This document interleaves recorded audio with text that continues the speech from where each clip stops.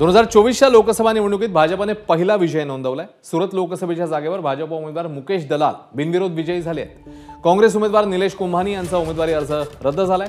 इतर पक्ष उमेदवारांनीही आपापले अर्ज मागे घेतले। काँग्रेसचे निलेश कुंभानी यांच्या अर्जावरील तिन्ही सूचकांनी सही आपली नसल्याचा दावा केला, त्यामुळे त्यांचा अर्ज रद्द करण्यात आला।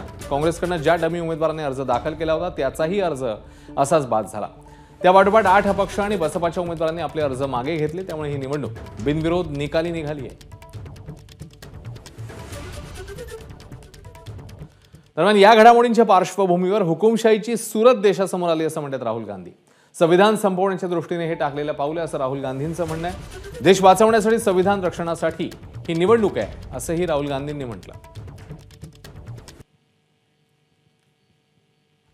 तर या ट्विटमध्ये राहुल गांधी म्हणतात, हुकुमशाहीची सुरत पुन्हा देशासमोर आली आहे। आपला नेता निवडण्याचा अधिकार जनतेकडून हिरावणं हे संविधान संपवण्याचं पाऊल आहे। ही निवडणूक केवळ सरकार बनवण्यासाठी नाही,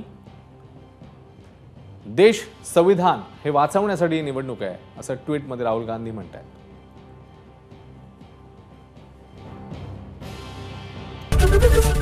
एबीपी माझा, उघडा डोळे बघा नीट।